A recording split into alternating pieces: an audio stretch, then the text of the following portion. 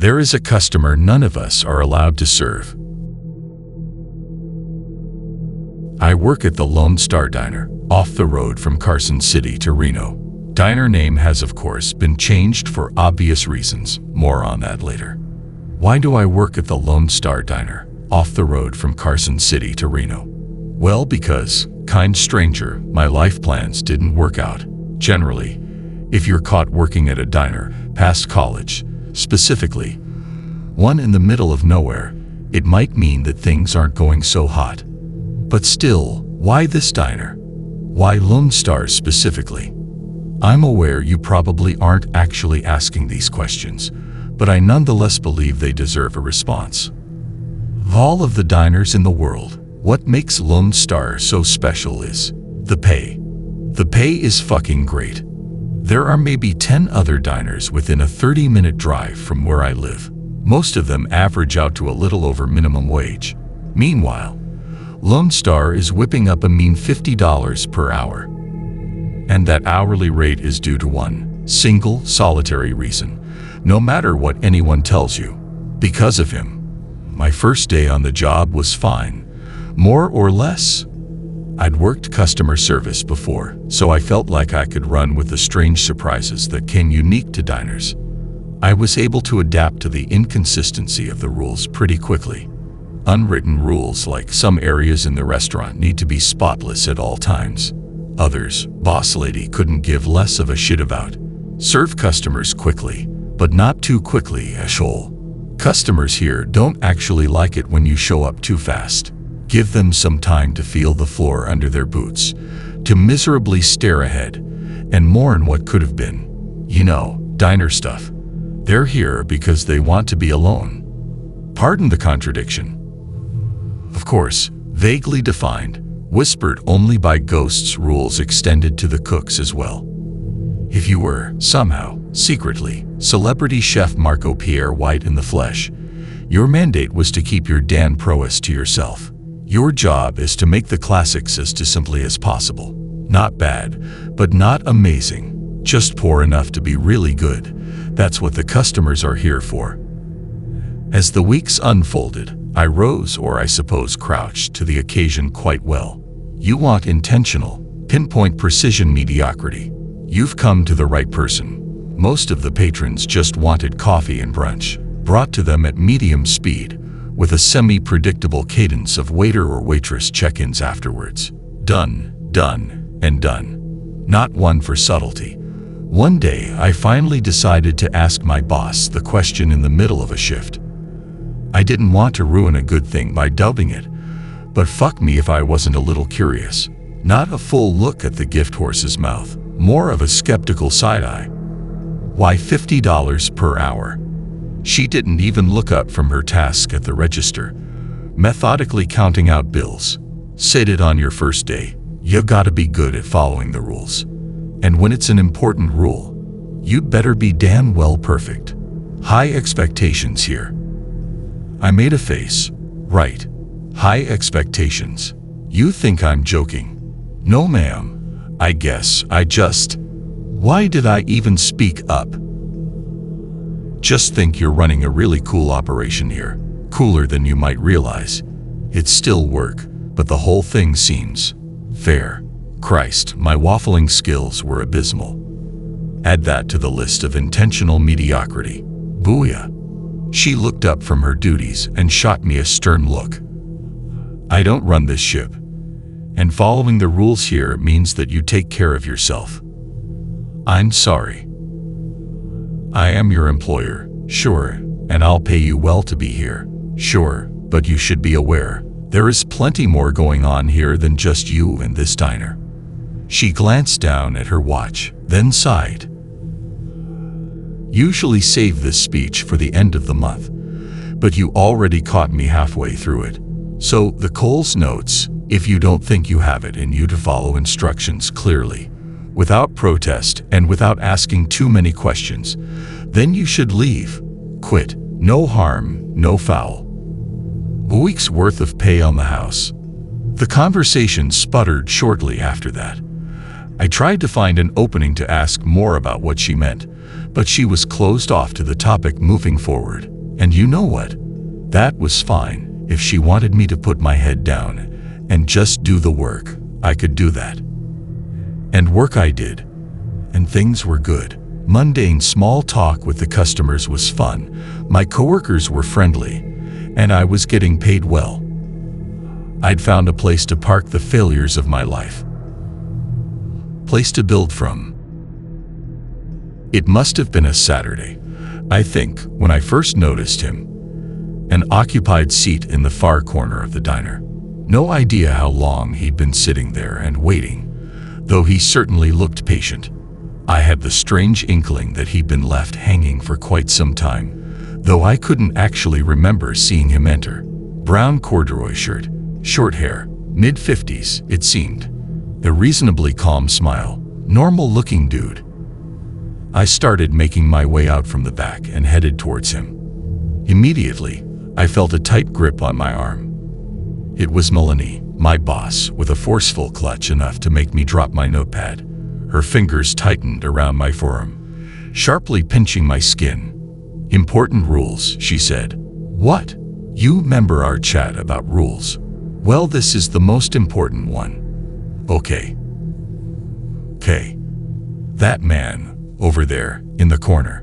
She motioned to the man who had caught my attention, sitting upright, hands softly clasped together, coy smile across his face.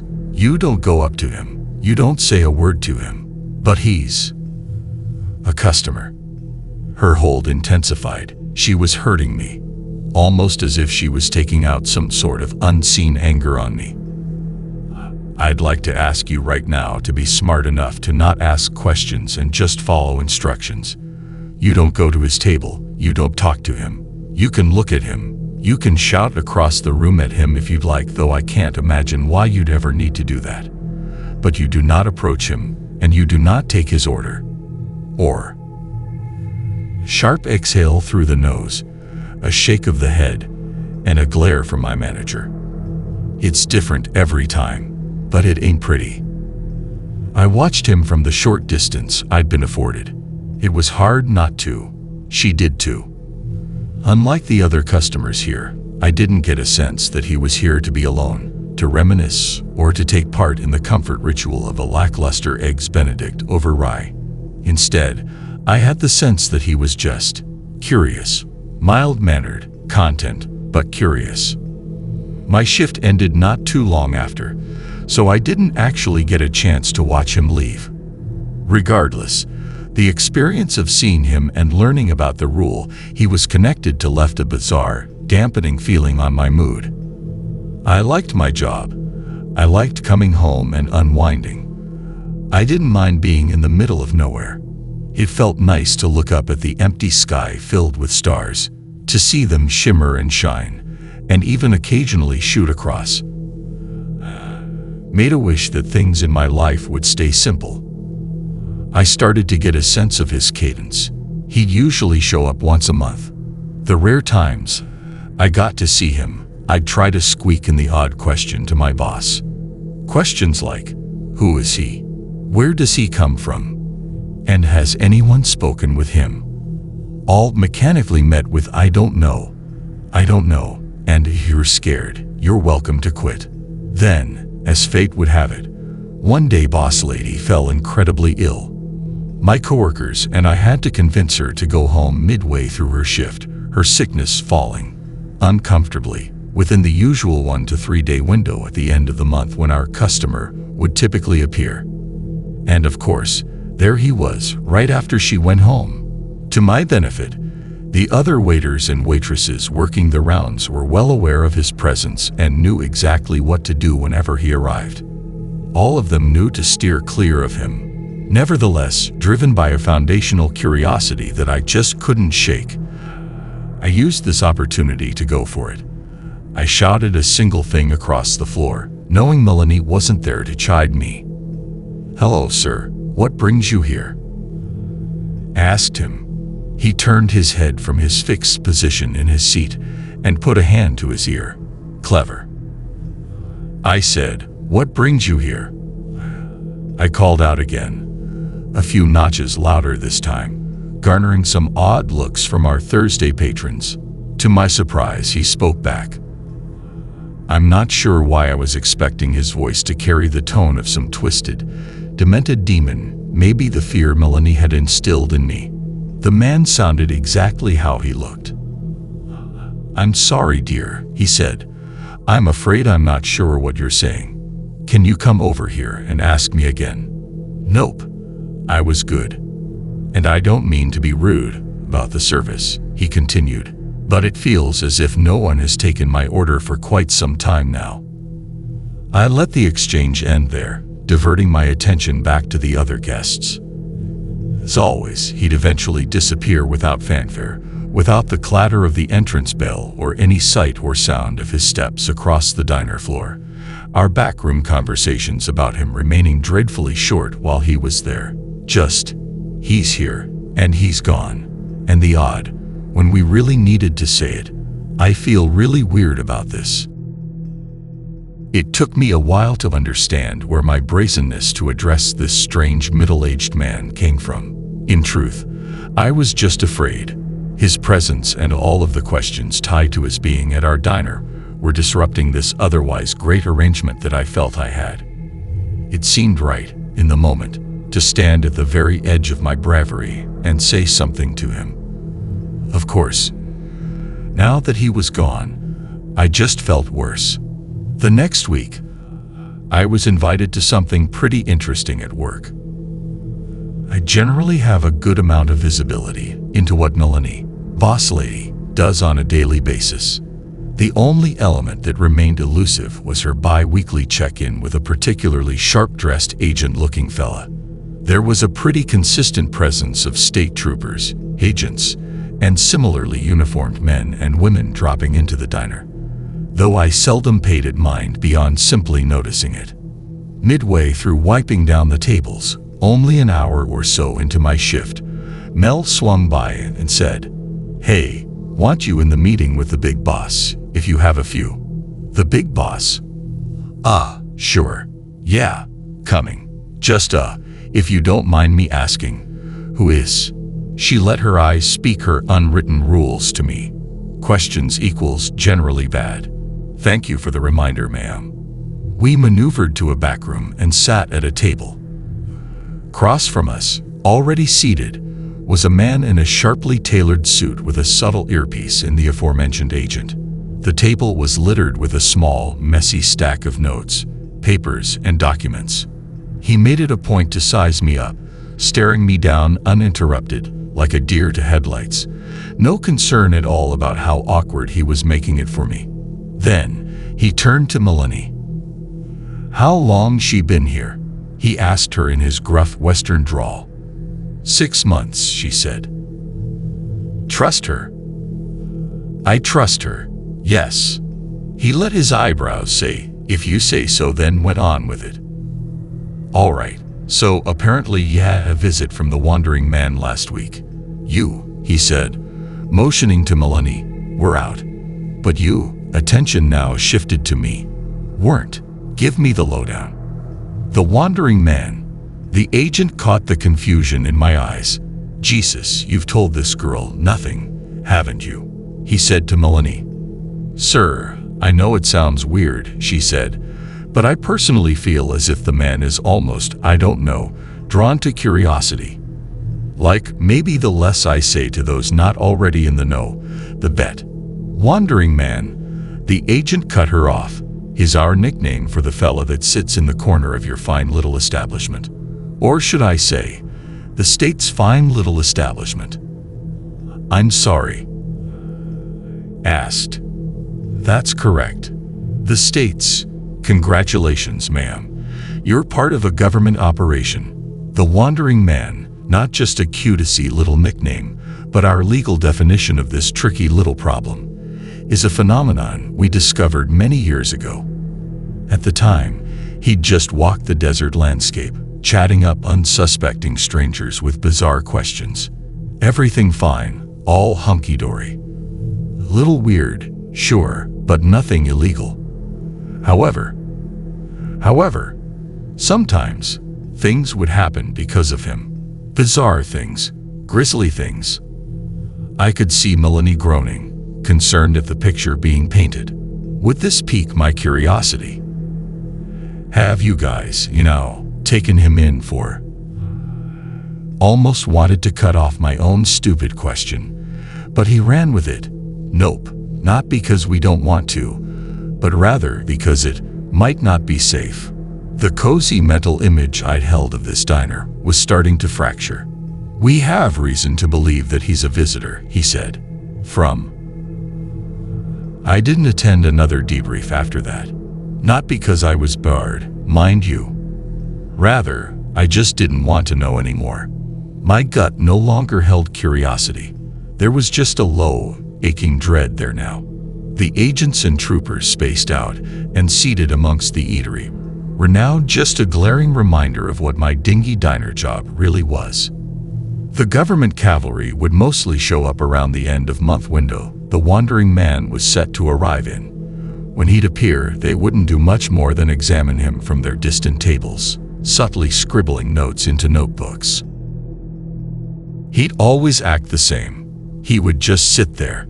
He wouldn't give them, or us, the diner employees, much to go on. Speaking of employees, I remembered something Melanie told me after my first month of working here, that the worker turnover at this diner was incredibly high.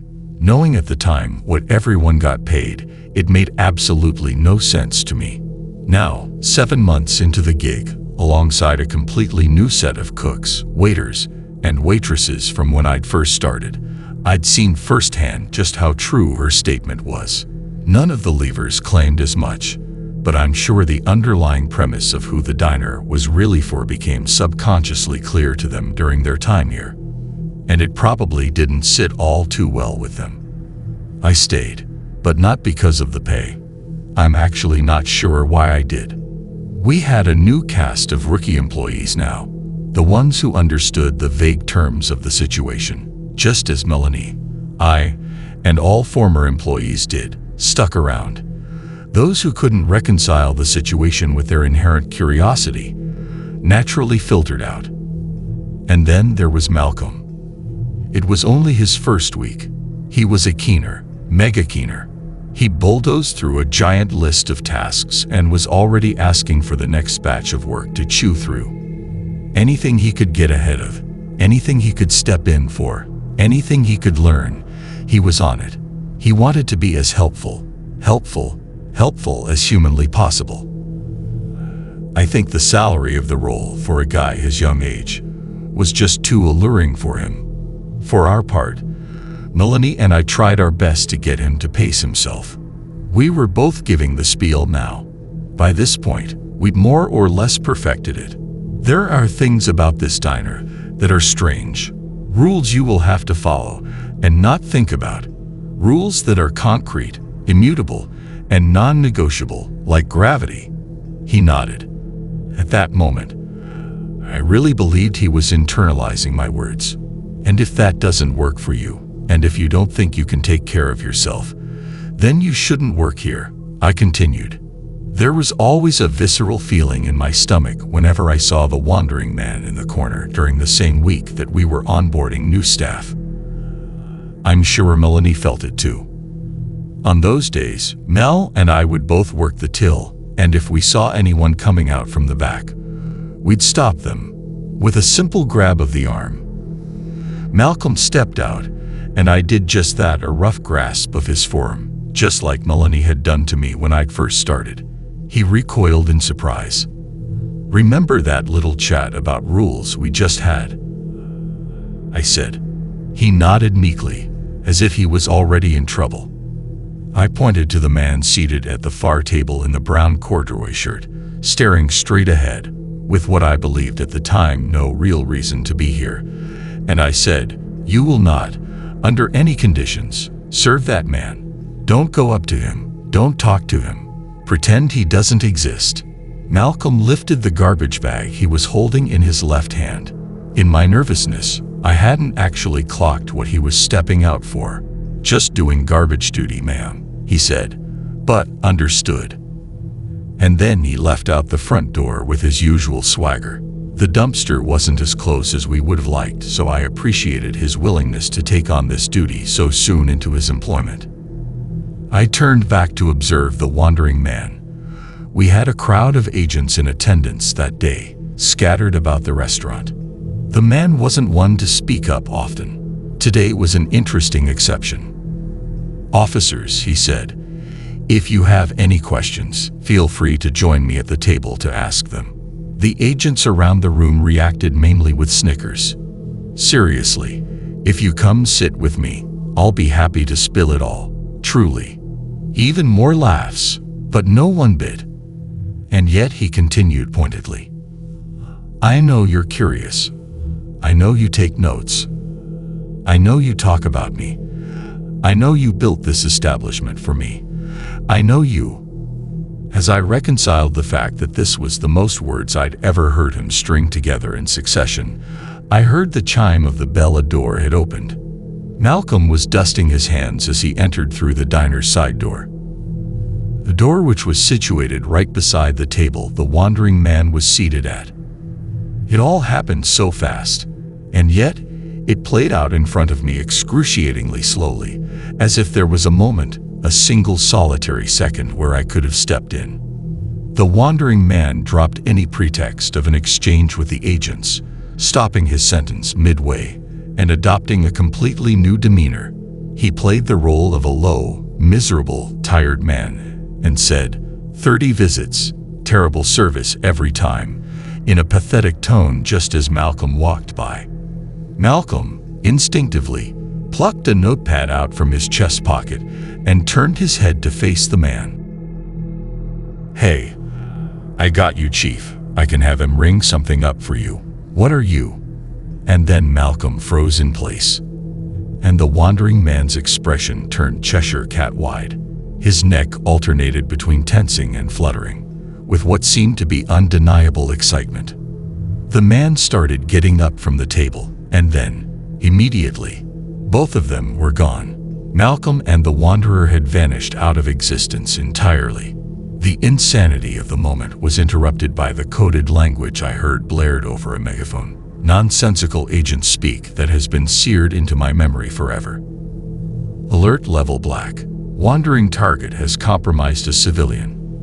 I repeat, civilian has been compromised. And that was that.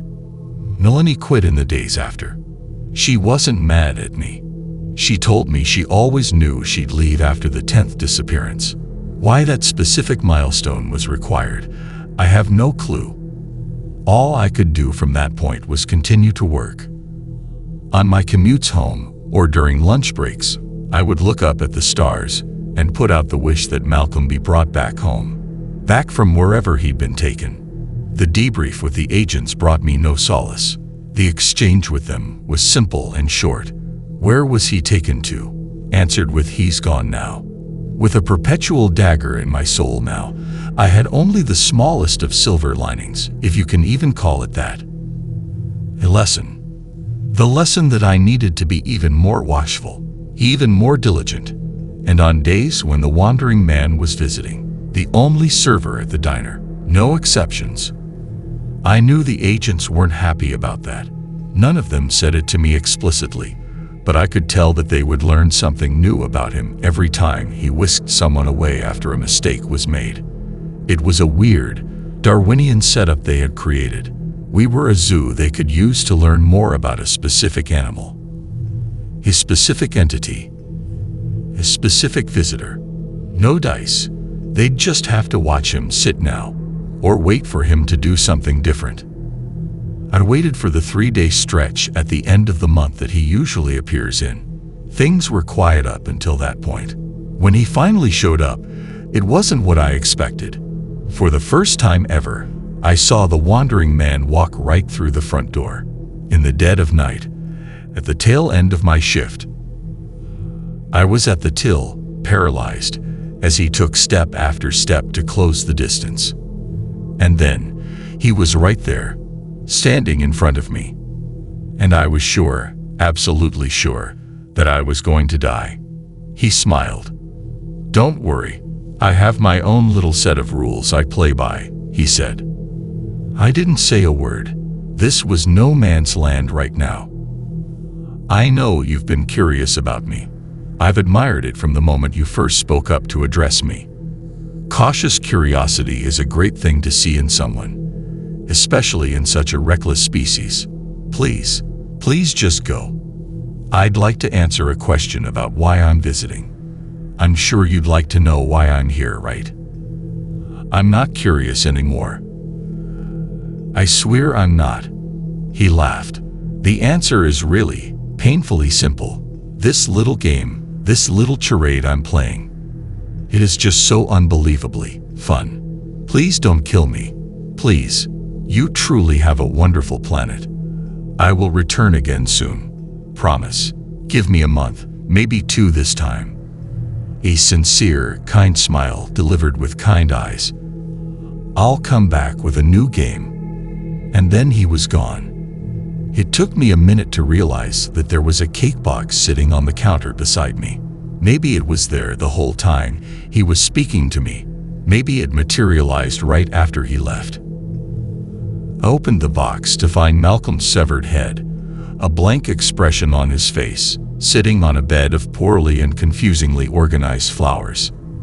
Almost as if there was an intention to create a floral arrangement, but no understanding of what something like that would look like. On top of the horrific display, written in an almost childlike handwriting, was a note that read, "I brought him back, just like you wished." The worst thing about being trapped at a diner, in the middle of nowhere, is that you realize that there really is nowhere else to run to. Every single part of our planet is blanketed by stars, by open sky. Someone could drop in any time.